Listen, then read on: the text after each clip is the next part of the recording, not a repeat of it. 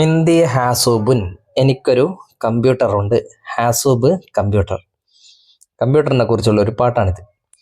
ലൈഫുൻ ഫീ ബൈത്തി മെഹബൂബുൻ, എൻ്റെ വീട്ടിൽ പ്രിയപ്പെട്ടൊരു അതിഥിയുണ്ട്. ലൈഫുൻ അതിഥി, ഗസ്റ്റ്. ഫീ ലുഗത്തി യുദ് അൽ ഹാസൂബ്, എൻ്റെ ഭാഷയിൽ അതിനെ ഹാസൂബ് എന്ന് വിളിക്കാം. ഫീ ലുഗത്തി, എൻ്റെ ഭാഷയിൽ യുദ് അത് വിളിക്കപ്പെടും. അൽ ഹാസൂബ് എന്ന് വിളിക്കപ്പെടും. യഫ്തഹു ആലാഫൽ ആഫാഖ്, ആയിരക്കണക്കിന് ചക്രവാളങ്ങൾ അത് തുറന്നു തരും. ആയിരക്കണക്കിന് ലോകങ്ങൾ.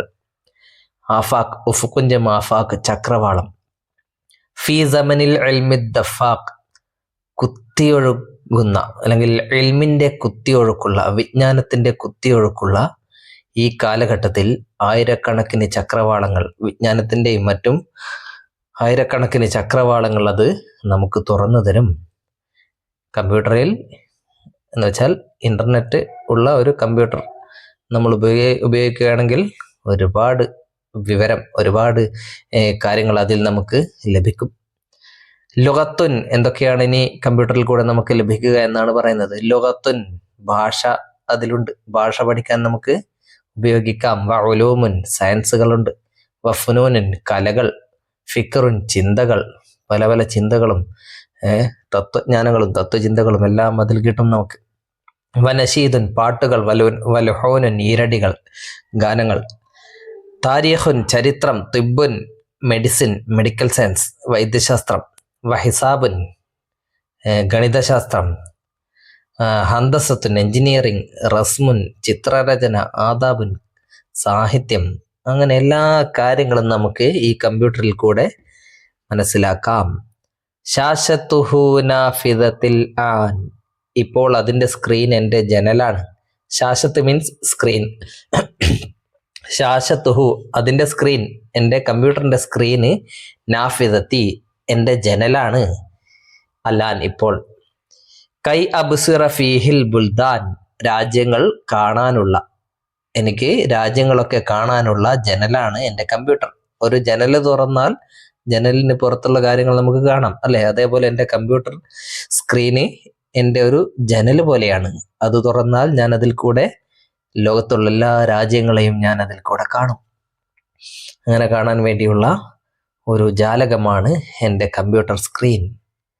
ബയാൻ അസ്വഫദി എന്ന കവിയാണ് ഈ കവിത എഴുതിയിരിക്കുന്നത്. മൽമൂനുൽ മൽദൂം, ഈ കവിതയുടെ ആശയം. യഖൂലു ഷായിറു ബയാൻ അസ്വഫദി, ബയാൻ അസ്വഫദി എന്ന കവി പറയുന്നു, ഇന്നൽ ഹാസൂബ, കമ്പ്യൂട്ടർ. ലൈഫുൻ മെഹബൂബുൻ ഇൻദഹു, അദ്ദേഹത്തിന്റെ അടുക്കൽ ഒരു പ്രിയപ്പെട്ട അതിഥിയെ പോലെയാണ്.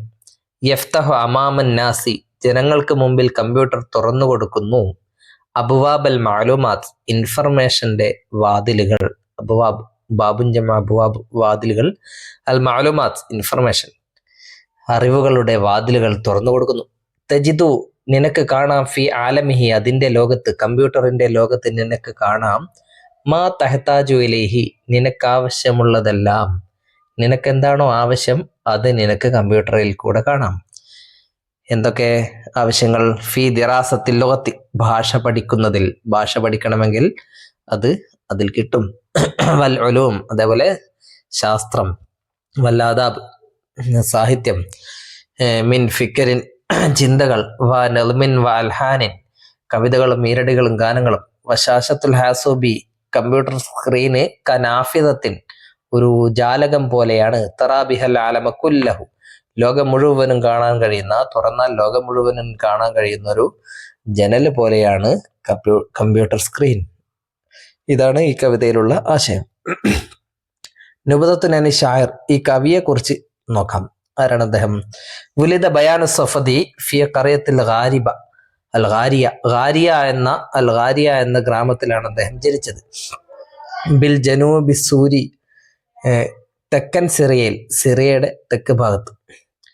ആ 1956 മീലാദിയ, 1956 ജനിച്ചു. ഹുവ ഷായറുൻ വ കാത്തിബുൻ സൂരിയുൻ, അദ്ദേഹം സിറിയക്കാരനായ എഴുത്തുകാരനും കവിയുമാണ്.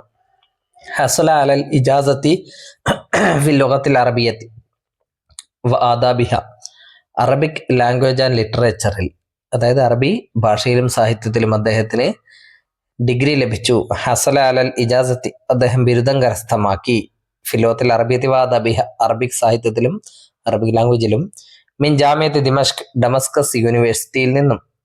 യുറഫു, അദ്ദേഹം അറിയപ്പെടുന്നു. ബിഷാഇറിൽ അത്ഫാൽ, കുട്ടികളുടെ കവി എന്ന് അറിയപ്പെടുന്നു.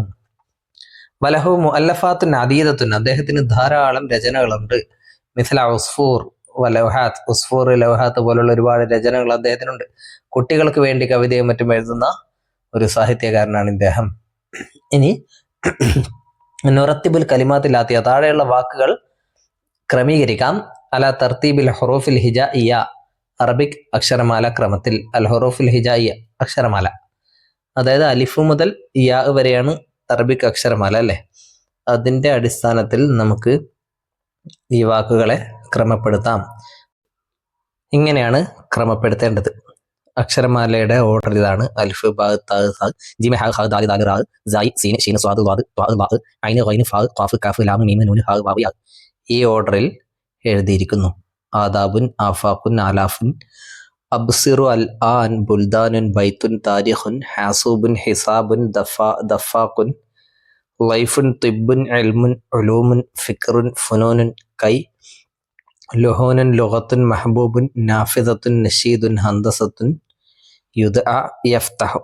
ഇതേ രൂപത്തിൽ ഓർഡറിലാക്കാം. ഇതോടെ 8ാം ക്ലാസ്സിലെ മുഴുവൻ പാഠങ്ങളും കഴിഞ്ഞു.